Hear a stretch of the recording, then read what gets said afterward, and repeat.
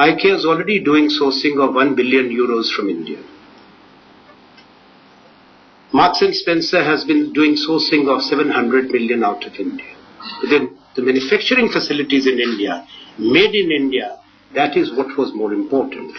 Therefore now, what we are saying, that, and the Cabinet has approved, in respect of proposals involving FDI, beyond 51%, sourcing of 30% of the value of goods purchased will be done from India, preferably from MSMEs, village and cottage industries, artisans and craftsmen in all sectors.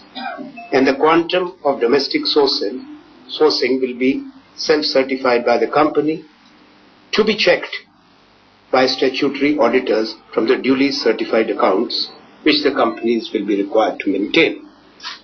The further details of this policy, these two amendments, are there in a press note which will be circulated. Preferably means that it is the 30% of the sourcing is mandatory from India.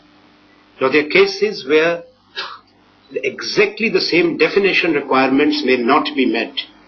From what we describe as MSME, in the industrialized countries, in the developed countries, the definition is different when it comes to investments.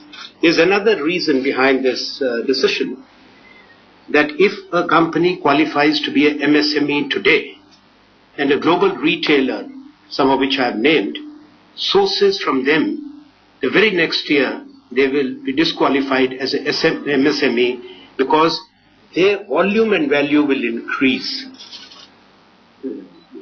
manifold. This has been experienced. So it is not only the investors.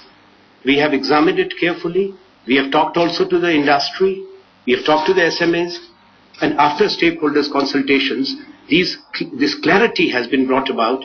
We had indicated earlier that we have adopted a policy, but for the implementation, if clarity is required, because this was the first time India did it, we will bring about clarity so that the policy objective of attracting investment and manufacturing and job creation in India are fully met. That is the sole consideration behind this decision of the Cabinet. The second Cabinet decision is on the FDI in multi-brand retail trading, which was paused on the 7th of December.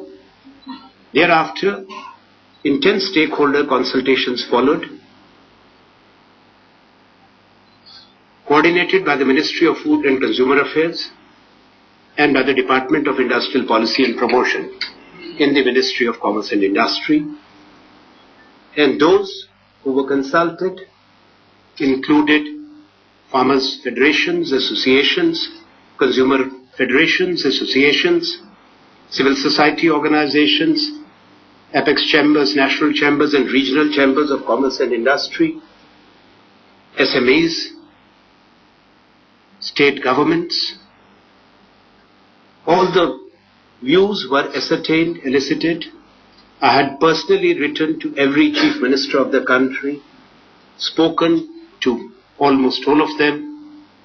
There are states which received the proposals very well. There are states which expressed reservations, as had happened in November last year. The response has been mixed one. And I would like to add that when a major policy initiative is taken, that's how the responses come in. Consensus building has been a sincere endeavor of the UPA government.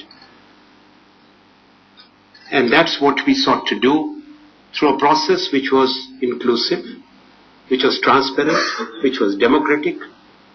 There are large states, agrarian states, and states which have huge strengths in horticulture, which supported and sought implementation of the policy. There are states, including the states of Odisha, Bihar, and the Chief Minister of West Bengal, who had their reservations on this matter.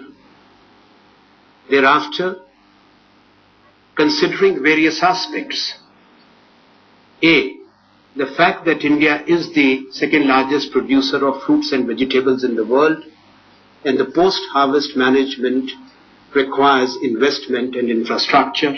Our post-harvest losses are high. 2.